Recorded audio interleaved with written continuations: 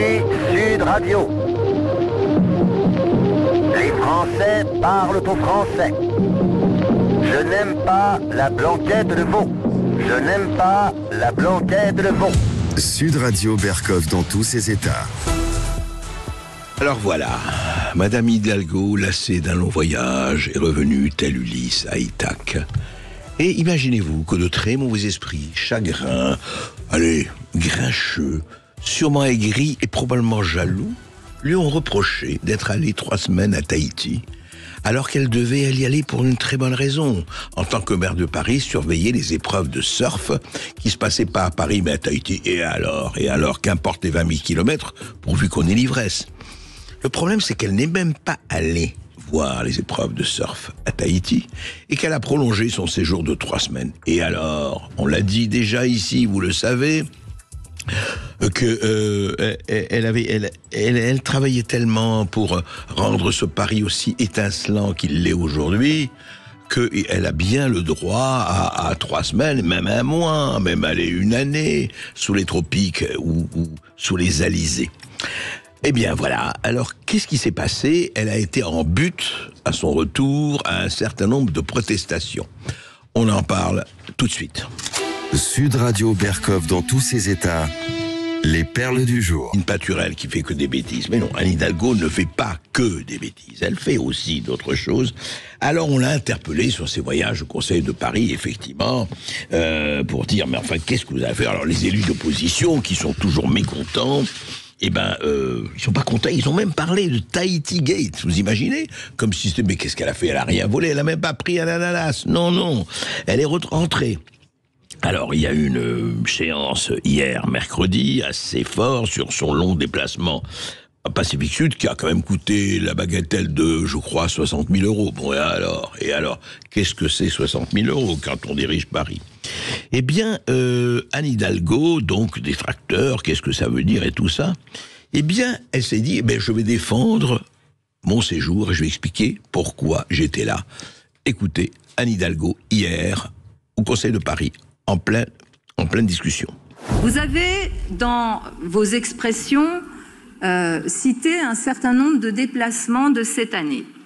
Permettez-moi de vous dire qu'il y a d'abord un oubli majeur, mais que je tiens, compte tenu des circonstances, à rattraper ici. Vous avez oublié de mentionner dans votre t-shirt sur le Hidalgo Tour, puisque c'est comme ça que vous l'avez appelé, vous avez oublié de démarrer par le premier voyage par lequel je commence toujours en janvier. Toujours. Auschwitz. Vous avez oublié Auschwitz. Vous avez oublié... Non, c'est vous qui êtes indécent. Alors là, écoutez, vraiment, je ne dirais pas que les bras m'en tombent, je ne dirais pas que je me gratte la tête, je me dirais, qu'est-ce que ça veut dire? En quoi? C'est très bien qu'Anne Hidalgo dit qu'elle va chaque année en janvier à Auschwitz.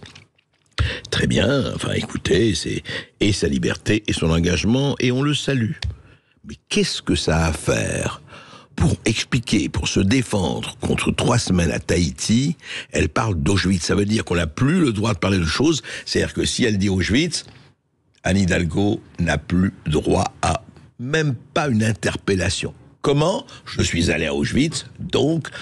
Tout le reste, c'est indécent, comme elle a dit, c'est vous qui êtes indécent.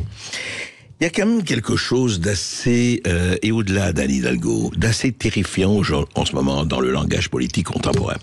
C'est-à-dire qu'on ne discute plus, on ne donne plus des arguments, on donne des étiquettes. Voilà, moi je suis comme ça, et vous osez parler de moi et me lancer des horions et des diatribes, alors que regardez, je suis allé là, donc c'est fini, ne me parlez plus, voilà, je suis hors sol, je suis hors discussion, je suis hors accusation, je suis allé à Auschwitz, voilà, terminé, il n'y a plus rien à dire, ni sur la gestion de Paris, ni sur la propreté de Paris, ni sur les rats autour de la Tour Eiffel, ni sur la pollution de la Seine dans laquelle on devait nager pendant les Jeux Olympiques, non, fini, circuler, il n'y a rien à voir.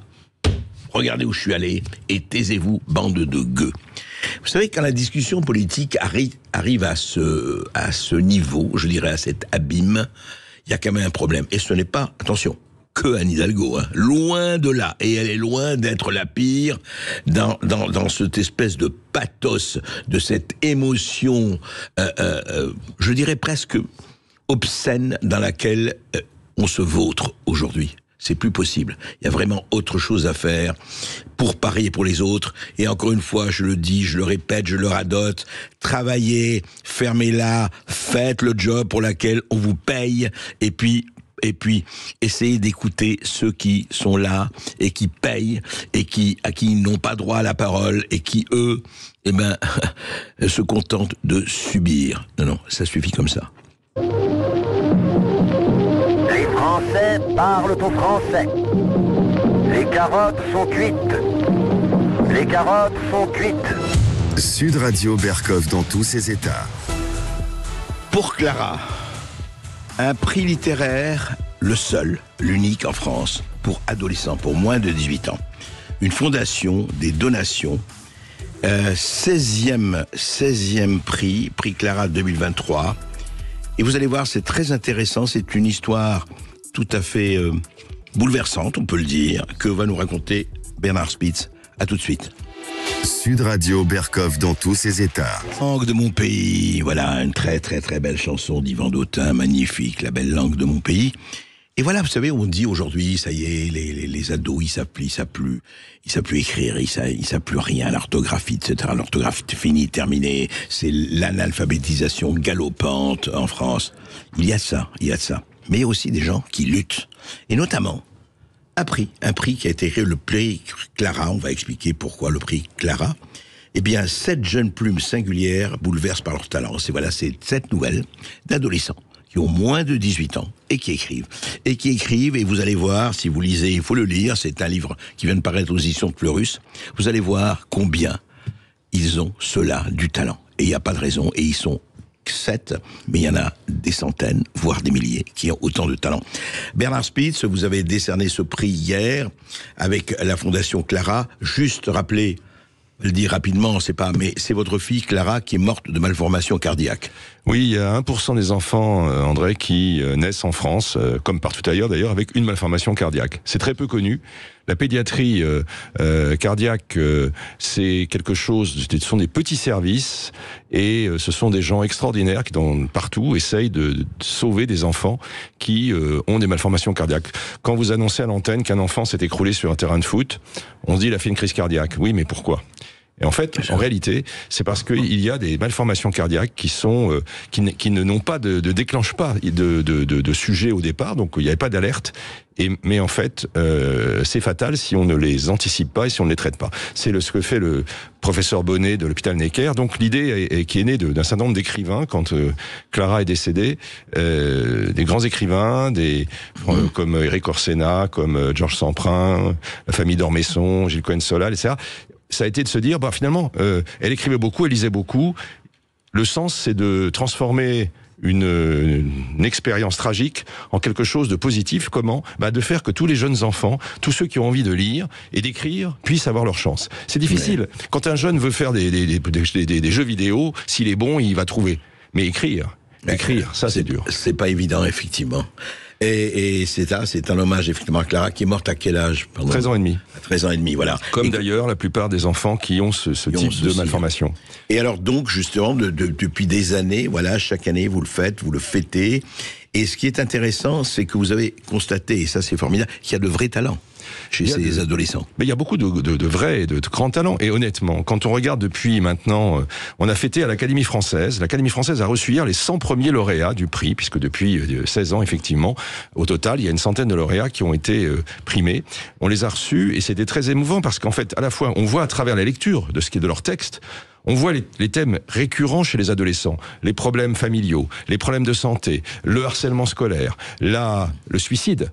Un des thèmes qui revient, ce qui se passe dans la tête d'un ado, il faut lire les prix. Mais aussi, tous les sujets de société. Dans le prix cette année, on parle de quoi ? On parle d'intelligence artificielle, on parle de harcèlement à l'école, on parle de la guerre, il y a 2 textes sur la guerre, on a parlé de l'environnement depuis toujours, et il y a des textes qui sont d'une force très supérieure, honnêtement, à ce que peuvent écrire des adultes. Les jeunes d'aujourd'hui, ils ont une vision du monde que nous n'avions pas à leur âge, et il faut l'écouter. Eh bien, je crois que c'est très très bien de l'écouter. C'est pour ça qu'on vous a fait venir Bernard Spitz parler de ça.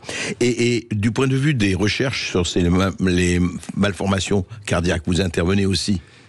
Nous intervenons, nous essayons d'aider les médecins dans leur recherche. Et donc, en fait, ce qui s'est passé avec le prix, c'est que il y a une centaine d'enfants chaque année qui sont victimes qui s'effondrent parce qu'on n'avait pas anticiper ça, mais ce qui est vrai en France est vrai en Italie, est vrai en Allemagne, est vrai partout. Et d'ailleurs, dans aucun de ces pays, il y avait des grands prix, il y a de prix littéraires pour les ados. C'est un peu maintenant, il va y avoir. C'est comme si le monde des adultes, on n'avait rien à faire. On veut bien de leur voix lorsqu'ils votent à 18 ans. On veut bien. Mais avant 18 ans, ils votent pas, donc on s'en fout. C'est ça. Oui, on s'en fout, mais sauf que c'est eux qui héritent et du déficit et des décisions qui sont prises aujourd'hui. Donc, on ferait peut-être mieux de les écouter. Ils ont plus de vision sur les choses que nous ne croyons. Mais du coup, c'est vrai dans tous les pays. Et donc, le prix, en fait, il a dans une espèce d'alignement de planètes. C'est fait que donc en Italie et en Allemagne, désormais, le prix existe. La plus grande écrivaine pour la jeunesse en Allemagne préside le prix. On trouve en Italie des grands écrivains comme Veronesi ou Daim Poli qui font partie du jury, avec d'ailleurs des jeunes. Et donc l'idée, c'est partout pareil, de donner aux jeunes qui ont envie d'écrire la chance et la confiance en eux pour le faire. Ouais, c'est bien. Et vous allez étendre ça à l'Europe ? Vous allez étendre ça à l'Europe ? À partir du moment où on est dans 3 pays, on est déjà éligible à travers la logique administrative européenne.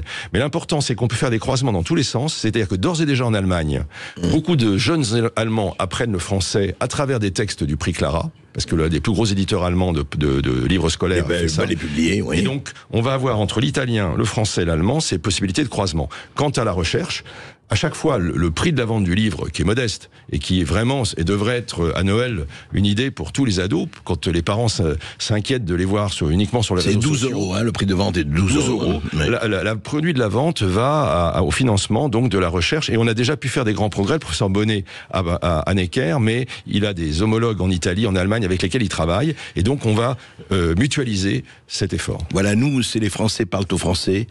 Le prix Clara, c'est des ados qui écrivent pour des ados, mais aussi pour nous, parce qu'on peut le lire et c'est très très fort. Donc vous allez continuer, Bernard Spitz. Bien sûr. Plus que jamais.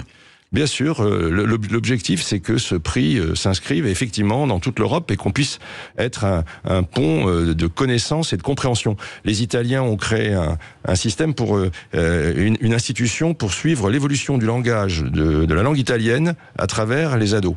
C'est quelque chose qui peut être inspirant. La belle langue, oui, absolument. Et ce qui est très très important, c'est que voilà, non seulement ils lisent les ados, mais ils vont lire les grands auteurs, ils vont lire parce qu'on leur apprend de moins en moins de choses, mais justement c'est un mouvement de résistance. Et c'est là que toutes les initiatives de ce genre, on va en parler après avec Greg Bakian dans un autre domaine, c'est très très important que on sache qu'on n'est pas seul, on n'est pas dans des monades atomisées, on n'est pas dans sa petite planète, on est avec les autres. Est-ce que je peux ajouter juste une chose ? Oui, Bernard. Dans ce livre, chaque auteur, jeune lauréat, se présente et explique pourquoi il a voulu écrire. Il y a une chose qui est très frappante, c'est le cas depuis tous les ans. Cette année, tous les lauréats ont spontanément, sans consulter, parlé de leur professeur de français. Ils ont voulu rendre hommage à leur professeur de français. Et nous savons tous ce que ça signifie, bien sûr. Par rapport. Nous avons tous été formés par nos professeurs de français. Oui. Aujourd'hui, Samuel Paty, Dominique Bernard, voilà. Et etc. ça, c'est ce que les jeunes leur reconnaissent et pour cela les remercie. Merci Bernard Spitz. Voilà, le prix Clara, lisez pour Clara, nouvelle d'ado chez Fleurus. Vous allez voir, ça va vous surprendre. Sud Radio Berkov dans tous ses états.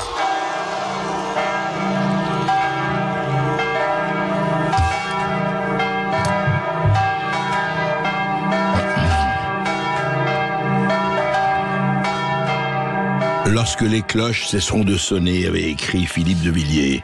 Je ne sais pas si les cloches s'arrêteront de sonner, et qu'on soit athée, agnostique, chrétien, juif, musulman, bouddhiste ou autre. Qu'est-ce que ça veut dire quand, à la suite d'énormément d'églises, de bâtiments, etc., la basilique du Sacré-Cœur à Rouen, il y a 2 jours, dans la nuit du 14 au 15 novembre, a été cambriolée et pillée. Voilà. Pourquoi ? Qu'est-ce que c'est que ce vandalisme imbécile ? Voilà, des vases sacrés ont été dérobés, des marches de l'autel dégradées, des dizaines de milliers d'euros de dégâts. Voilà, ça veut dire quoi ? Ça veut dire que les églises qui sont un espace ouvert, qui devrait d'ailleurs être ouvert quoi, soit aux fidèles, soit aux visiteurs. C'est devenu quoi? C'est devenu une espèce de lieu de la rapacité des gens, de l'imbécilité des gens, du fanatisme de certains, je ne sais pas. Alors, la police s'en est occupée, mais vous savez, on voulait faire ici la liste des églises, des chapelles vandalisées depuis quelques années. On peut pas la faire, elle est trop longue. Elle est trop longue. Il faut savoir qu'aujourd'hui, vous avez une épuration, je ne dirais pas ethnique, bien sûr, mais une épuration sacrificielle, une épuration spirituelle qui se passe dans ce pays, au niveau de l'architecture. C'est quand même hallucinant, on va pas chercher qui que quoi, la police s'en chargera, mais c'est quoi ?